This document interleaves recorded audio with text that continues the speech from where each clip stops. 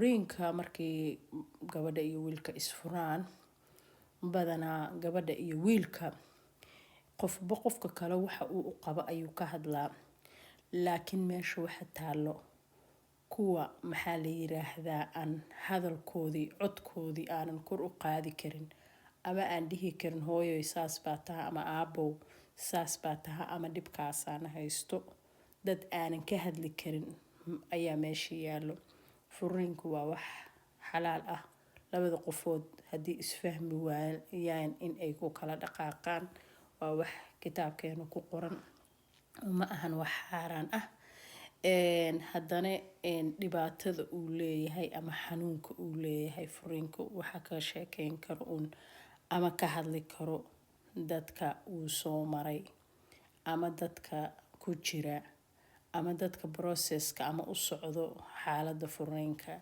dhibka uu leeyahay dadka unbaa xanuunkiisa ka hadli karo we can only imagine anaga waa qiyaasaynaa ama wixii experti ah ama wixii aan aragnay laakiin xanuunka only waxaa qiyaasi karo gabadha uu ku dhacay wiilka uu ku dhacay iyo caruurta uu ku dhacay ani familkayga way kala tageen balse waxay kala tageen aniga oo weyn hooyaday markaas lama aanan joogin aabahay ayaa la noolaay laakiin qof weyn oo waxgarada oo la guursan karo ayaan ahay oo gabar inan ah haddana saameynta ay igu yeelatay aad iyo aad ayaan uga xumaaday waan carooday guriga waa intii awoodayda ah oo karaankayga ah waan ka geysto oo waan cararay laakiin wax aan ka qaban karay oo ilaahay abuurtay ma aysan jirin imagine cunuga yar oo 4 jir 5 jir oo aabihii iyo hooyadii aragtidooda markaasi ay u bilaaw u tahay aragooda abshir u yahay haddana haddii uu furiin dhaco labada qofood hadduu qof waayo cunugaas wuxuu iska dhaadhicinayaa adaaba sabab u ah maanta waxaan soo qaadanaynaa videogan Oprah waa gabar Mareykan oo African American ah oo qisooyin badan soo martay nolosheeda tacdiye iyo furiin family kala tagay ka dhalatay haddana ilaa ay hadda experti ah aniga aad iyo aad ayaan ugu xiranahay janaalkeeda iyo dadka expertiga ay soo fariisido waan ka helaa because mostly adduunka waxay ka hadlaan sidii guryahooda u dhaqan lahaayeen sida aabaha iyo caruurta la iskugu keeni lahay ayay mostly ka dhaqan marka videogan si weyn buu ii taabtay ilmo iyo aabahood kala tagay ilmo oo family kala tagay hooyadood xabsi gashay jaal saboortay dartiis maxaa la yiraahdaa aabahood ilmihii haayo ilmihii marka waxa ay dareemayaan dhakhtarkan ayaa ka sheekeynay ila daawada marka who are going through or living with the aftermath of divorce. Gary Newman, we're glad to have you back. And so over the years, you say that, we've seen a lot of bad divorces, and one of the worst things parents do is criticize each other. Absolutely, process, right? yes. When they badmouth each other, it causes them to question if they can love both each other. Kids should be able to love both parents. And if you say something bad about the other person, they feel disloyal to you if they actually love the other person. And they should never have to make that. Then dhakhtarkani wuxuu leeyahay ilmahani kalsoonida ayay kala laabanayaan haddii aad labada waalid mid kamida midka kale caayo ama wax ka sheego hooyadaasaanay ahaan jirtay kanay aheedoo isla wareegtay aheedoo naag baa guriga ka saartay nacam ilmaha yarood waxaas aad u sheegaysid maalinta aad hadalkaas bilowdo ogow ilmahaasi wax karaama ah kuuma hayo kalsoonidana waa uu kala laabtay hooyadana sidoo kaleeto haddii aad had iyo jeer aabahood aad wax ka sheegayso ilmahaasi adigana weji kuuma hayo sabab dheh wuxuu ka fakarayaa qofkaani dee ma jeclaan lahayd sida ninkani uu sheegayo ilmahana way fakarayaan buu dhah sidii adiga ama ku jeclaan lahaayeen adiga noocaana ayay ka fakarayaan ilmaha dee waa ubax soo korayo cajalada adiga nacam waxaa ku xiran waayar anteena saa u wareegado maantoo dhan wax duubayso. soo marka hadday kugu arkaan qaladaad badan, cayb badan, aflagaado badan, even hadday aflagaado ahayn sheegasho badan, maantoo dhan saasoo bari i yeelo, qoraxdoo dhici rabtayo gurigeena nalalka ka danshay bararara. nacam hadalladaas aada wadid ilmaha only way kaa dhagaysanayaan, only waxay kugu caawin karaan inay ku dhageystaan, laakiin marnaba ha ka sugin inuu inta qaato ama uu ka hortago. ogow cunuga hadduu bilaabo, marka ilmaha qaar waxay sameeyaan, adiga way kugu raacayaan hadalkaaga. xumaanta ama aabahood ama hooyada laga sheegay, labada waalid midkii korsadaba waxay leeyihiin qoftaasaa xun, okay waa kaa qaateen. ogow qofkii bahdilayan hooyadood ama ayagoo hooyada caynayd arkay ama ayagoo aabihii caynayo, adigaa marka maagaayo bal isdhahayo war aabihin waxa ka sheegin intaad wixii hilmaamtay. naga aamusaa lagu leeyahay odaygan sotuu saas ku yeela, ama naga aamusa bartaan sotay saas ku yeesha, maxaa hadda ka hadlay shil qofka saa ku yeelaso ayaga ma taas maxaa koosgaray adigana markaas sharaf kuuma hayaan, because kanay bay rabaan inay caayaan waalidkii qof kamida, labada qof ayay rabaan mid inay la tirsadaan, adiga waxba kuuma ogo. soo marka do not, midda koowaado la iska ilaaliyo hadiiba ay dhacdo in la kala tago. hooyoy waxaan kugu waaninayaa in aadan ilmaha aabahood adiga aadan waxba ka sheegin, wixii wanaaga mooyaane inta xumaana aad iska daboosho.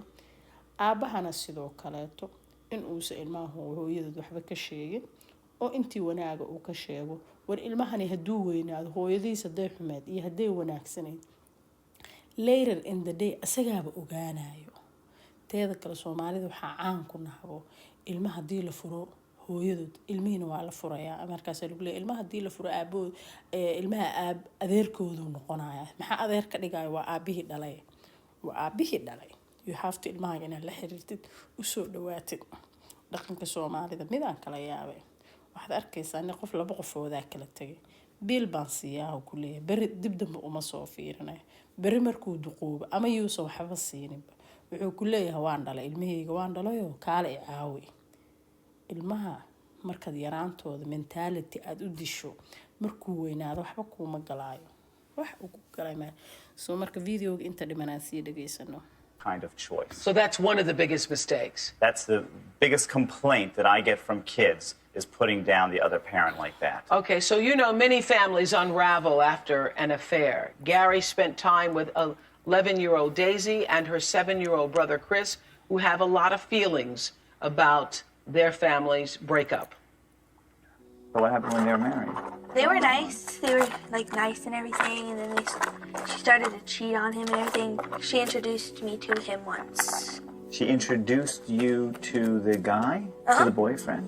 Or guy or whatever. I don't know Whatever. if he's boyfriend or whatnot. But so that must have been very Yeah. weird.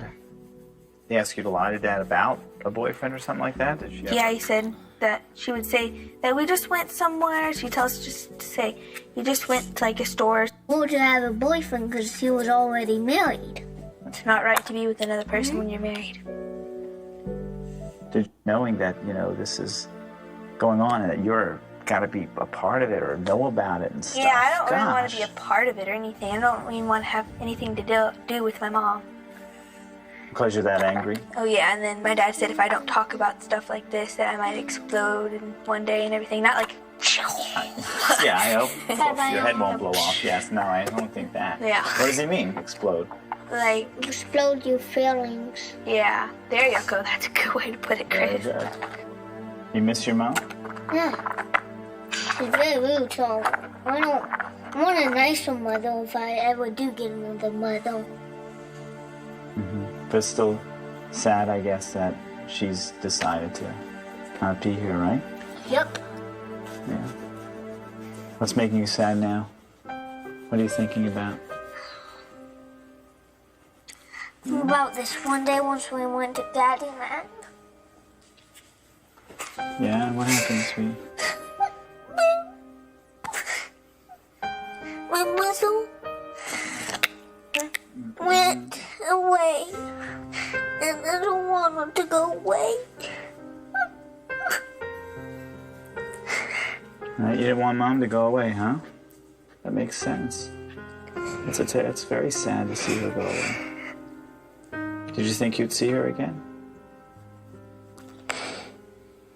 Have you seen her since then?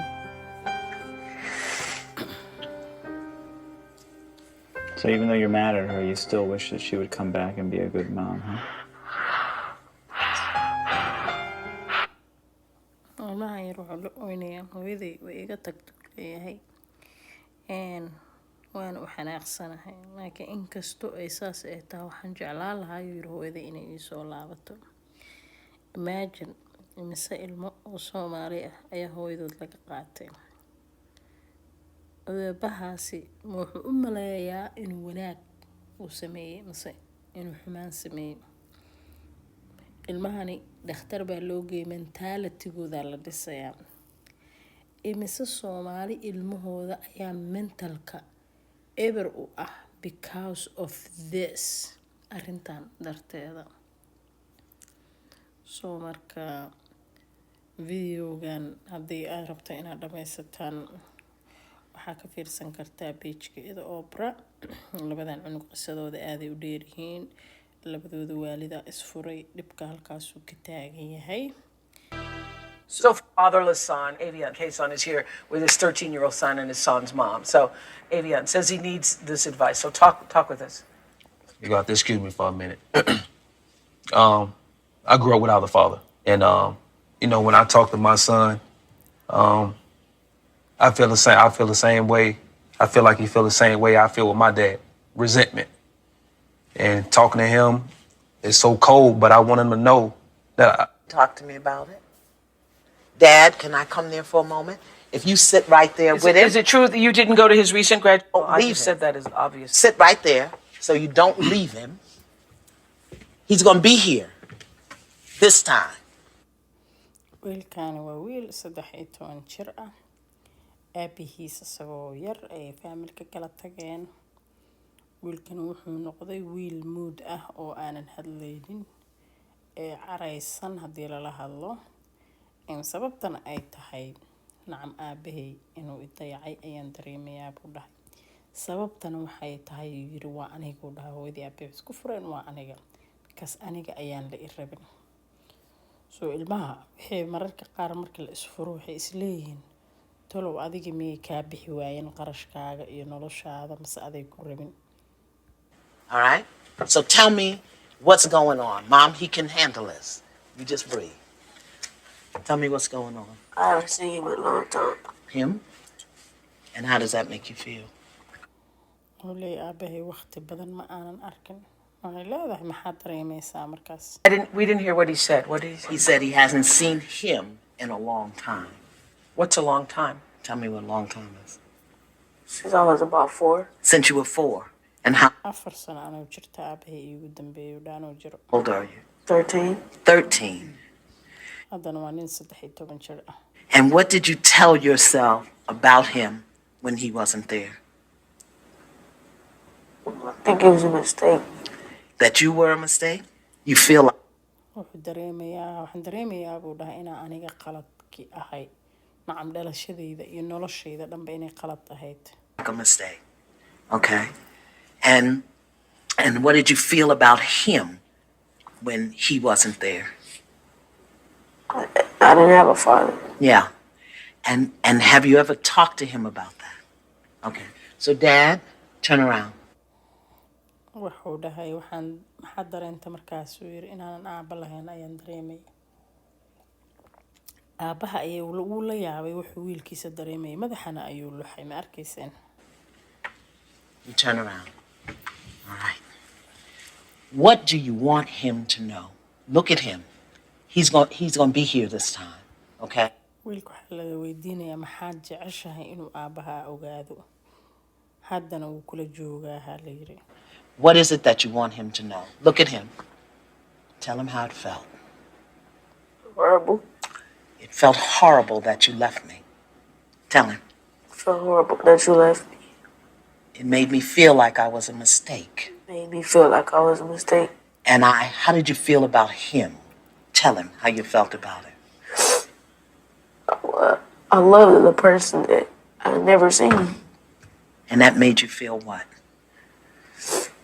Like I wasn't supposed to be here. Now, what do you want to tell him now that he's back? That I love him. And? That I want him to be here.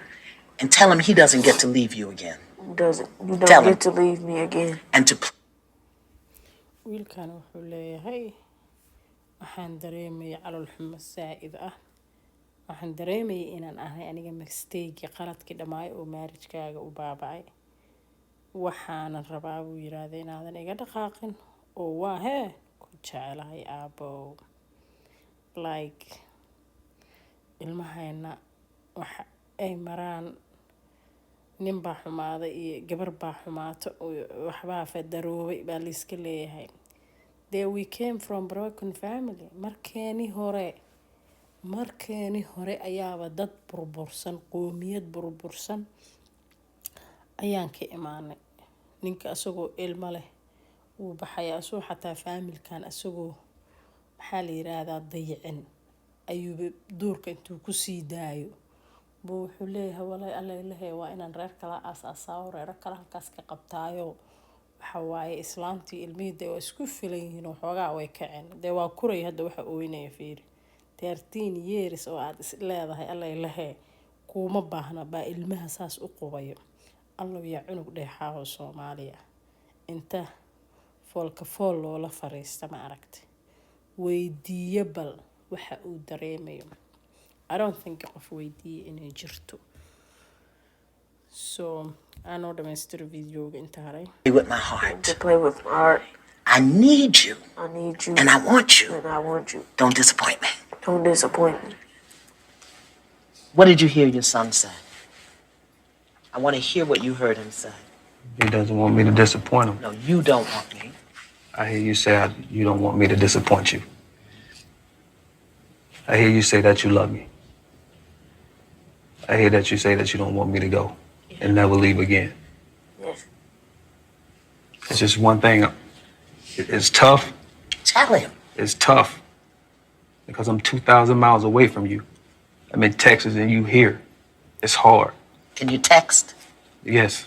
Making a wuxuu yiraahday wax walba waan kuu sameynayaa waana ku ogahay yiri inaan ku jecelahay laakiin waxaan sameyn karin uu dhahay inaan maalin walba ku arko dhakhtarada waxay tiraahday ma u soo tagista garan kartaa maalin walba haa buu leeyahay so dadka ayagoo ilmahooda everyday soo wici karo aabo seetaha dhihi karo xiriirin karo waxay ka doorbidaan hooyadood haddii i diiday ayagadan dabada u qabo bari markay i weynaadaanne kaarka wuxuu la soo baxaa aabanimada ah hey xaqan kugu leeyahay aabo baan ahay ya isoo tar waxaa isoo tari karto maxaa ka ogeed cunugaaga dayacnaay dabada laga fuulay maa warka haydaa la dilay maa warka haydaa nin facaa handadee maa warka haydaa lagu tuntay maa warka haydaa only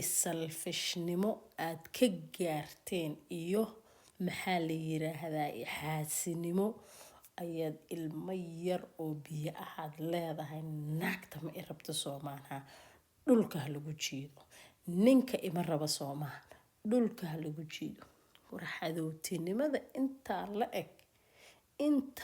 eg ma waxaad u gaarsiinaysaa rabitaankaaga keliya oo aad weysay oo aad u dulqaadan kartay oo dhihi kartay hey let's forget waxaan aan iska hilmaamno aan ilmahayna haysano ama islama joogi karno Soomaali ilmahayga maalintii intaasaan u imaanayaa waan la ciyaarayaa waan ka dhaqaajinayaa so ma intaasad awoodi kari weydin nin walba iyo naag walba ee Soomaaliya isu furaan ya Raxma Rosa maaldoota u dambeysay I don't know wiilkeeda meeshuu ku dambeeyay ICU ku jiray tuboyna sanka uga jiray snaapkii waxay ka leedahay war hebelow ilmahaagi waa ka meel loo soo jira garan maayo maxaa la yiraahdaa tubooyinkii maxaa la life support ku xiran magaalada joogta ah lagu yiri haddaad i daawanayso iyo haddii ehelkaaga i daawanayo ilmahaaga yar u imaaw waa ilmo yar oo 7 jir ah ilmahaagi emergency xaalad xun ku jiro see lagu baafiyaa oo lagu dhahaa warheedhe imaa nolol iyo geeri u dhaxeeya heerkaasaa mareynaa nin Soomaali markaan nahay heerkaasaa mareynaa and I feel bad adduunkina waxay marayaan say usoo kaban lahaayeen ilmihii iyo hooyooyinkii iyo aabooyinkii isfahmi waayey life galaasaa loo furtay laga qayb galaa ayagoo milyuumaad qofood ah qoyska kaliya sida lagu seef gareyn lahay ayay caalamka ka hadlaan Mareykanka kaliya intaas oo milyan ayuu wuxuu ku bixiyaa family support child support healthy care women and children bis oo intaasoo milyuumaad ku bixinaya because wuxuu ogyahay inay ubixi wadanka qaban lahaa inay ayaga yihiin wadankii dowlad baa ka jirta ma dhismayso dowladii goormay burburtay 1991 ay burburtay dadkii dhashaa 30 jiro wadankiina waa dhismi lahayd ilmo barookana ha dhasheen burbursan mentality xanuunsan wallaahi oo bilaahi fiiri jaal trauma waxa la yiraahdo maskaxda ku dhaco markaad yar tahay haddaad baqdo iyo haddii lagu dilo iyo haddii wax lagugu sameeyo markaad weynaato wixii waad ku jirtaa aniga haddaan qolka layla seexanayn ama uusan nal ka shidnayn ma seexan karo waxaan xasuustaa beri in albaabkeena markii la xiro aabaheen uu maqnaay uu dibadaha soo aaday in lagu aadin jiray baafaf kuraas wixii guriga yaallo so in case hadduu tuug soo galo si qababa alaabtaas inta u daadato loo maqlo absidaas darteed hadda markaan psychology-ga bartay aan dhaha why do I scare maxaa u baqaa ani qolkan oo aan ogaa waxba ku jirin maxaa horta uga baqaa dee markaas cabsidii yaraanteyda markaas i gashay waaye soo marka waxaan u malaynayaa Soomaalida haddayna saan iska sii bedelin ama dulqaadka la badin dulqaadna lama badin karo lamana sabri karo samirku waa sibir qofna ma dhihin abaay waxaan sabiroo liqoo ee qosol qofna kuma dhihin laakiin xiriirka ilmaha iyo maskaxda ilmaha guurka kuma xirno guur wuu burburi karaa waa dhisan kartaa waa burburi kartaa laakiin ilmaha maskaxdooda miraayad waa mar haddaa jabidana ma soo dhisi kartid assalaamu calaykum waraxmatullaahi wabarakaatuhu waa mahadsantihiin intaa igu xiran janaalkayga halkan ayaad subscribe iiga dhahaysaa beelkaasna taabo haddii aan soo geliyo videoyaal cusub sida aysan ku dhaafin and mostly aniga videoyadayda waxaan ka hadlaa about a family about a children iyo ilmaha korishahooda iyo waxaan ka hadlaa waxbarashada cudurada sida la isku caateeyo iyo videoyaal kaleeto oo aan meeshan kusoo koobi karin waa mahadsantihiin dhammaantiina halkanna waa Aragsan VIP channel thank you